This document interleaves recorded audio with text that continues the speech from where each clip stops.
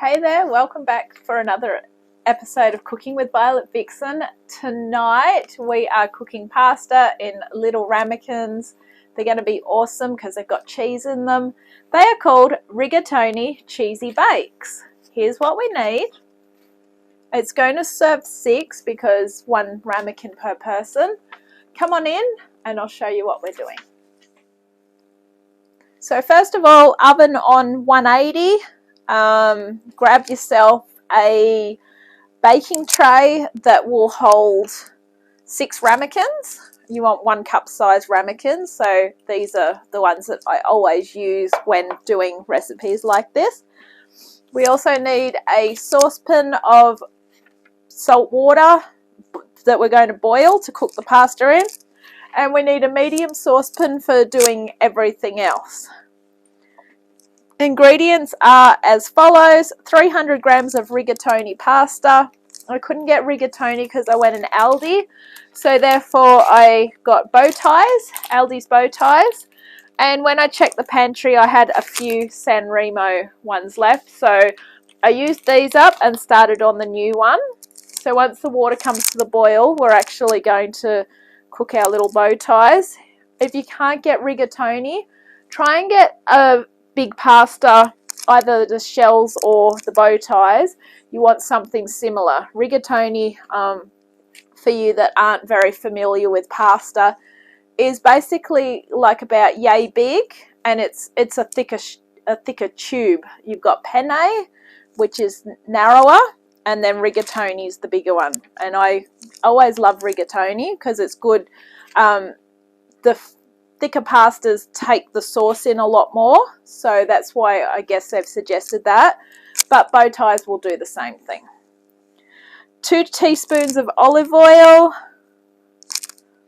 4 rashers of chopped rindless bacon, they're in there, 1 finely chopped onion. I haven't finely chopped it, but it's chopped enough, 60 grams of butter, 1/4 cup of plain flour, 2 cups of milk. Use milk of choice. I've got my light lactose-free long life milk.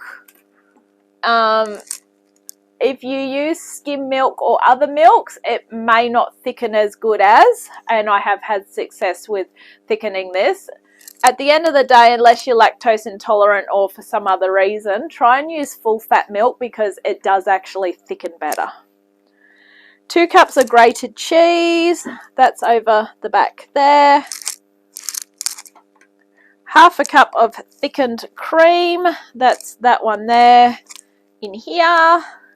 50 grams of baby spinach leaves. He delivered me a huge bag of spinach leaves. There's 70 grams in there. And you can serve that up on the side, the rest of it, not this one. 1/3 cup of grated Parmesan cheese, that is here. And 1/4 cup of dried breadcrumbs. There we go. So now that you know what we need, let's get going. We're also going to need a pasta stirring stick. Yes, there is such thing as a pasta stirring stick. That would be that one. And we also need a wooden spoon to stir the other stuff. All right, let's go get moving. So it's all happening on the stovetop. This is our water, which is nearly coming to the boil. This one in the front here is what I'm going to do the bacon in. So I always like to spray anything because I am the dishwasher. I do not own a dishwasher, and I don't really feel like scrubbing pots and pans. So give that a spray. That is that one. I don't normally use that one, but here we go. Okay, so while we're waiting for the pasta to come to the boil, we are going to add the 2 teaspoons of olive oil to said saucepan. That's nearly coming to the boil. Just got to be very careful with this olive oil. It's a very expensive one. Glad olive oil's back on the shelves. For you that cook quite a lot, we had a little bit of a hard time getting olive oil for a while. I nearly cried, especially when I was trying not to use as much as I was so that I wouldn't have to buy any. Alright, bring over your rashers of bacon and pop those in there. Alright. Now we just want to saute the bacon until it's ready. Keep an eye on your boiling water, because as soon as that's bubbling, that pasta's going in.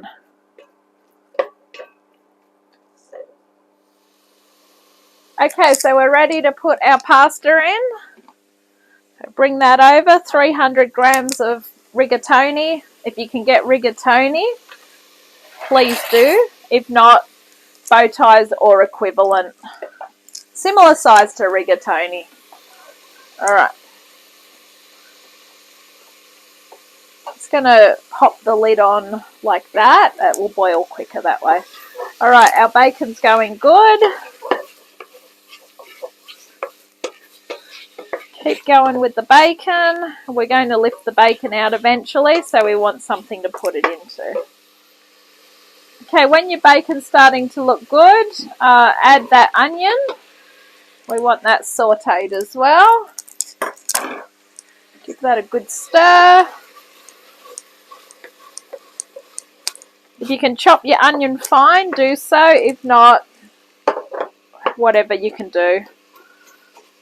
I'm not very good at fine chopping. That's why I have machines and inventions that do the fine chopping for me. But when I'm in a hurry, I just go near enough is good enough. Fortunately, this is another one of my delayed cooks. You will see quite a few where I will say this is a delayed cook. Things just get in the way of cooking, that's all. So at the end of the day, I have to make sure that I do it because these are my dinners. So it's very important that I do get it done. Alright, saute away. Now what we're going to do is once the pasta is cooked, this is going in with the pasta. So we are going to have to lift this out because our pasta's not cooked yet. So a few more minutes, about 4 more minutes, and then this should be ready. And then that should be nearly ready. So grab a plate or a bowl to put the bacon and the onion in. Okay, I'm happy with that. So we're going to pop that onto a plate. Now I did get myself a spoon because I think it will be better for me to use a spoon with holes in it, aka a slotted spoon. Now I've left that hot plate on, but I've turned it down because we're making the sauce in the same pan. Unfortunately, I burnt the bottom of the pan just a little bit. But believe me, that will add to the flavour. So don't stress. Alright, set the onion and bacon aside. And grab the butter.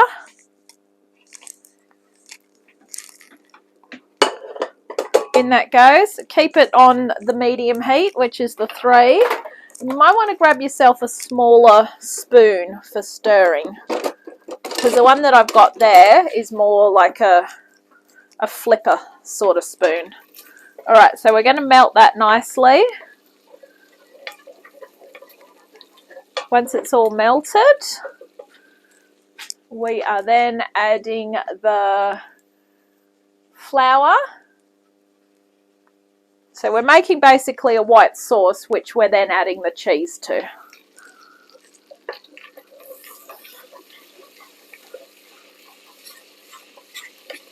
And the white sauce is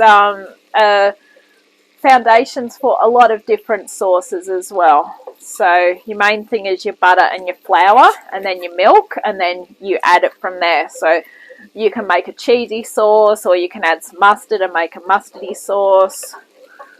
So it's important to be able to make a white sauce rather than buying them in the packets all the time, which, while they're convenient, they're just not the same. Alright, so once it's foamy, grab yourself your flour. This is why I like to have everything measured out. So it takes me a while to get everything ready, but at the end of the day, it's so much easier. Right, stir that until you've got no flour.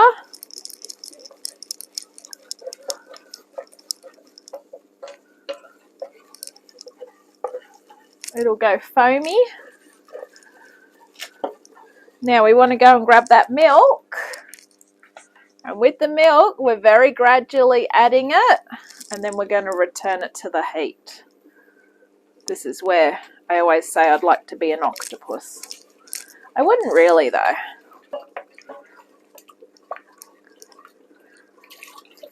Add it gradually. You can change your wooden spoon for a whisk at this time if you wish. Alright. Get it in there. Alright. Pop it back on the heat.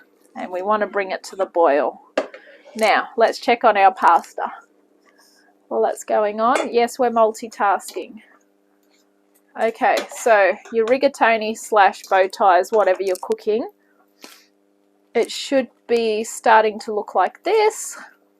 And the way to test if it's done is just grab one,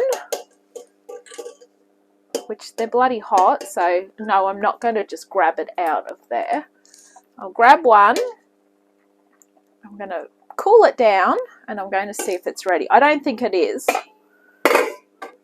Keep an eye on your milk mixture though. Okay, so once our milk mixture comes to the boil, we're going to turn it down and simmer it for a couple of minutes. And then we're going to remove it from the heat and add some more stuff to it. So keep an eye on it. I just bit into some pasta, burnt my tongue. That's what happens when you're hungry. And it needs a little bit longer. Okay, remove the sauce from heat. Turn that one off. We're going to add the cheese. So that's your 2 cups. Give that a really good stir through.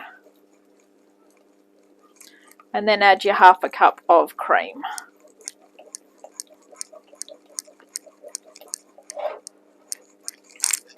Make sure it's all stirred through. Grab your 1/2 cup of cream.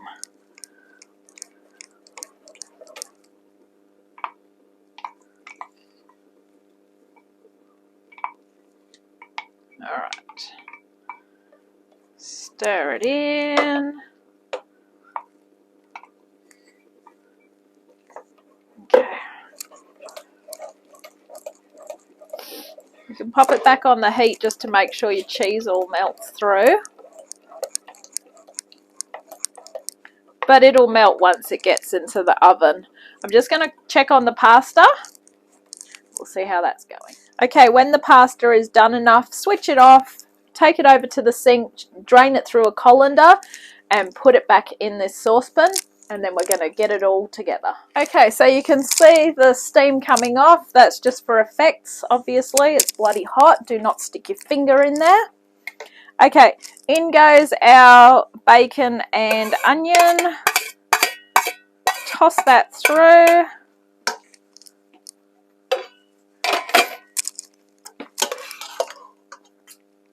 My sink's getting very full, and I could jokingly say I feel sorry for the person washing up, but I do feel sorry for the person washing up because it's me.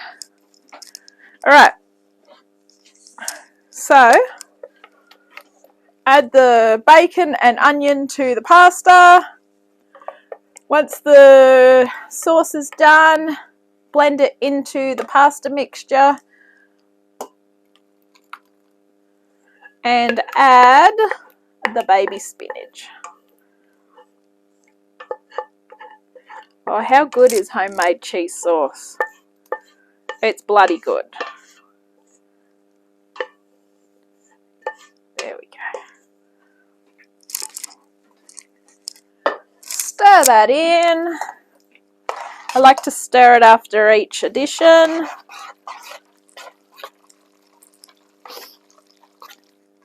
Chuck through the baby spinach.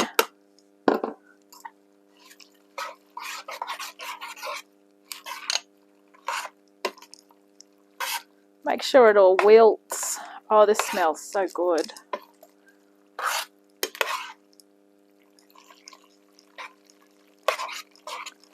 Stir, stir, stir. All right. Let's go. Let's get the tray. Okay. So once we've done that, season to taste, that is salt and pepper for those that don't know what season to taste means. Now personally, bacon's got a lot of salt in it. Don't go too crazy with the salt unless you really like a lot of salt.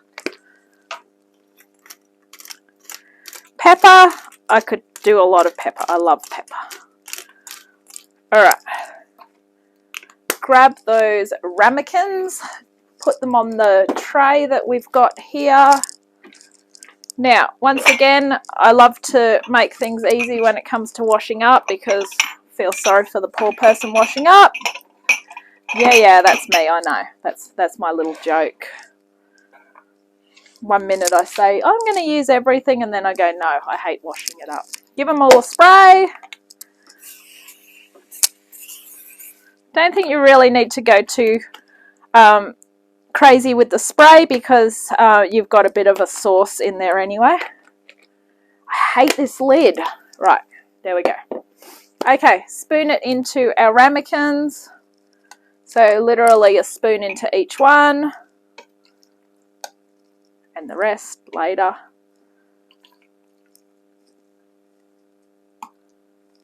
Now don't stress if your spinach looks like it's an umbrella over the top of it, because like that middle one there, you can't see. Don't stress, that will wilt down. Looks like an umbrella. Don't know how else to describe it other than it looks like an umbrella. Alright, go again. You could probably make 8 with this, you know. I don't know if it's just because it's bow ties, but anyway, fill them up. Get into it. You can serve these with a side salad. Make it up with the baby spinach that's left, and then just get some tomatoes and cucumber or whatever. Make yourself a nice salad. I do recommend you use all of this up. So really shove it in.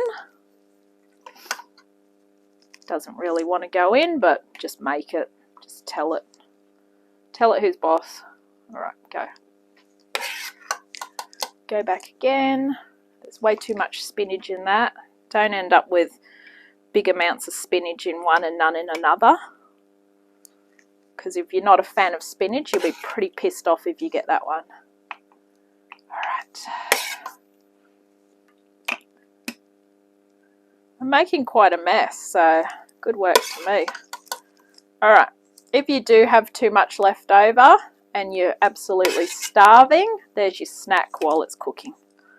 Alright, I'm going to leave it at that. So I've got a little bit left. That's my snack while it's cooking, as I said. Okay, now all we got to do is sprinkle the breadcrumbs over the top and the parmesan.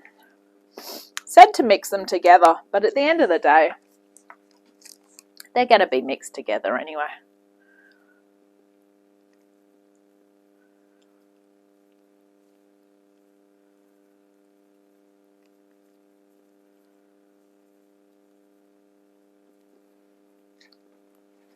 You don't realise how much a quarter of a cup of breadcrumbs is until you're doing that, hey? Alright. Yum. More cheese the better. Alright. So, these awesome little rigatoni cheesy bakes are going in the oven for 15 to 20 minutes or until golden.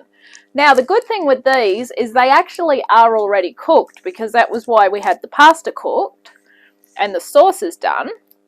So all we're really doing is just browning the top. All right, I'll see you soon. And there we have it.